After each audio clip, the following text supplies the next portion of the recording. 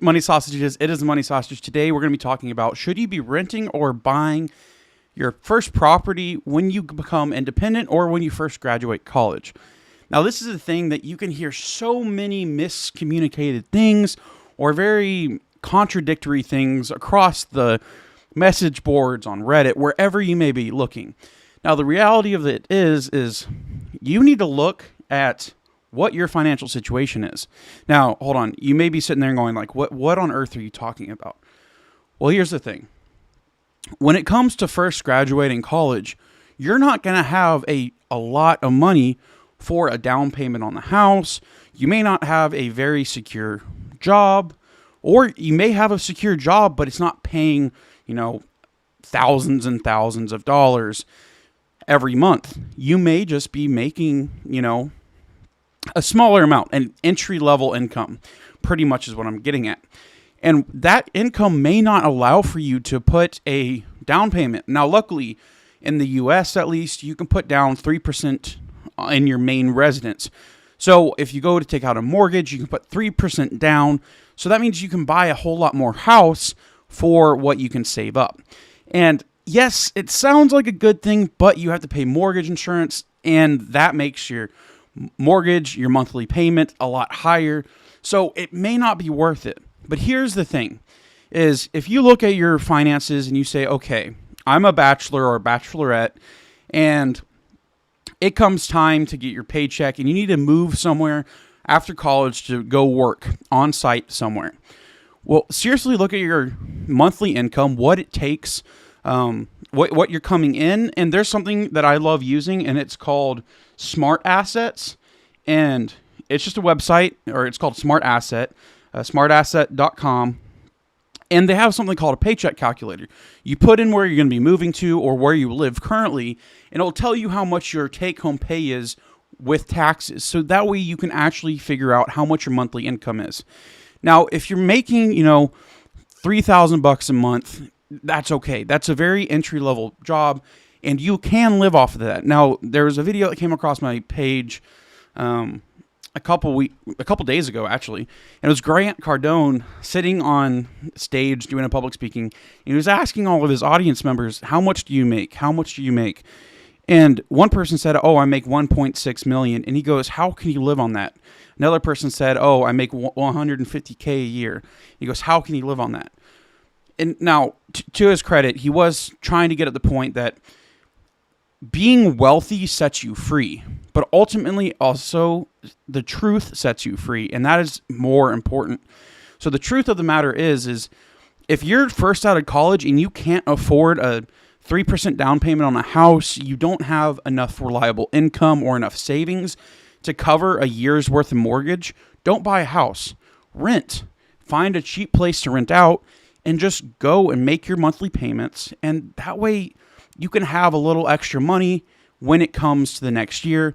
And if you have to rent for a couple of years just to get yourself financially set up, pay off your college debts, and do whatever you may need to, go for it.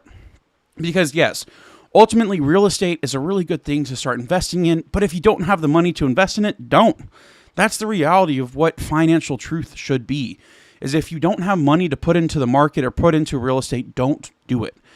And if you can only afford 3%, but you know that you can afford the extra mortgage insurance and all that, then okay, fine. But here's the thing, is renting, you have to realize that when you rent, you won't be able to cash flow the property in the future. You're going to rent it to live and to save up your money to eventually be able to purchase a property in the future, as I said. And so with that being said is, if you want to graduate college and you want to go and buy a house, the misconception is you have to immediately go buy a 5-bed, 4-bath house that's $750,000. Don't follow that. Don't keep up with the Joneses. What you should do is go look what's in your means, or like in reality, what's below your means. So if you can afford a $100,000 house, which frankly, that mortgage for a 30-year mortgage is going to be a whole lot cheaper than renting actually. So go and find a cheap house. Yes, you may have to make some sacrifices, meaning you may not have the biggest house. You may be not as close to your job. You may not be have easy access to the freeway. But the reality of it is frankly, most things are remote. So, the locale doesn't really matter all that much. But if it is an on-site job, that's something to consider. But when you have a $100,000 house, it will go up in value. So you can actually, in the future, sell it. But here's the big thing, is you can in the future start making a cash flow off of that property. Now, what does that mean? That means you can go after the mortgage is paid off, or even before the mortgage is paid off.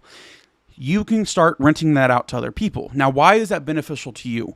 One, that means your mortgage is going to be cheaper than a normal rent. Two, you have money to save up to buy a house. And three, if you have rent coming in, that means you can not only pay and cover the mortgage of the first house, but it can also help cover your mortgage of your second house. Now, here's the thing. Don't live beyond your means. And so if you're a bachelor or bachelorette, yes, you can buy a studio apartment or a one-bed, one-bath apartment. And frankly, that rent, depending on where you live, will be right around $1,200 to $1,500. And if you're in some places like Seattle, New York City, Austin, some other big cities that are, the big cities in the U.S., you could be paying anywhere up from $1,700 to some places, $5,000 just for a one-bed, one-bath, which is absolutely absurd. Now, here's the thing. And sometimes that is advantageous, but in reality, go find a cheap $100,000 house because that mortgage will be so much cheaper, and then you have the potential to cash flow in the future. And so just do what you need to do to be able to afford and save up money for future investments. So ultimately, the question is should you rent or buy? As I said at the beginning of the video, it's up to you. Look at your financial situation, look at the area around you, and look at what the cost of living is. I mean, if you have a remote job, go move to somewhere that has a really, really super low cost of living, and you can get a really cheap house, and you won't have to spend as much on groceries and whatnot, and you'll have more money to save up, and then in the future, you can cash flow that, get it rented, and use your money more wisely.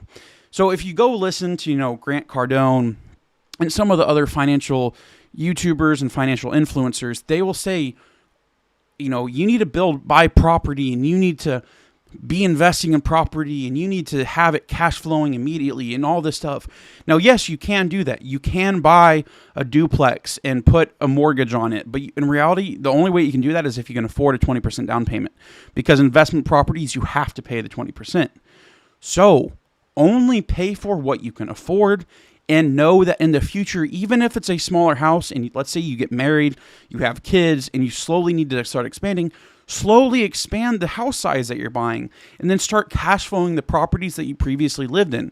That way, they can slowly pay off their own mortgage, and then the extra money can go right into your mortgage, and you can frankly live for free. Now, this is a concept pretty much called house hacking, and it's a very complicated thing, and this is a more advanced version of house hacking, some might say. And if you don't know what house hacking is, I will make a whole nother live stream about house hacking and what it is and how you can live for free. But with that being said, the goal of this video was just to cover should you rent or should you buy. And ultimately, it's to your own discretion. Look at what your paycheck is monthly at the end of each month after taxes, and see what you can afford. If you have access to low cost of living places and you can find a house that's $100,000 to $200,000, that will be oftentimes much cheaper, as I said previously, than renting. But let's say you have to work in a major metropolitan area in order for your career to advance. That's going to be an investment. And yes, the rent, although is not going to allow for you to cash flow, the investment in your career can ultimately make you so much more money than just having a cash flowing property, which is one thing that people don't talk about. So either or, look at your whatever money you're putting into the real estate. If it's going to go into growing your career or growing your financial and professional development, then renting a property might be ideal if it's more advantageous for your career growth, meaning you can have access to higher salary and whatnot. But if you're on a remote property or you have a remote job, then maybe look at moving to a low cost of living area and go that way. So just look at your financial situation and do it with your own discretion and do whatever you think would be best. And obviously, This is just my suggestion and how I plan to do it. You don't have to follow this. This is not financial advice. This is how I plan to go about post-graduation and whatnot. So with that being said, if you have any questions, feel free to leave a comment down below, and I will be sure to make a video about house hacking. But with that being said, that is all I have for you today. It is Money Sausage signing out. See ya!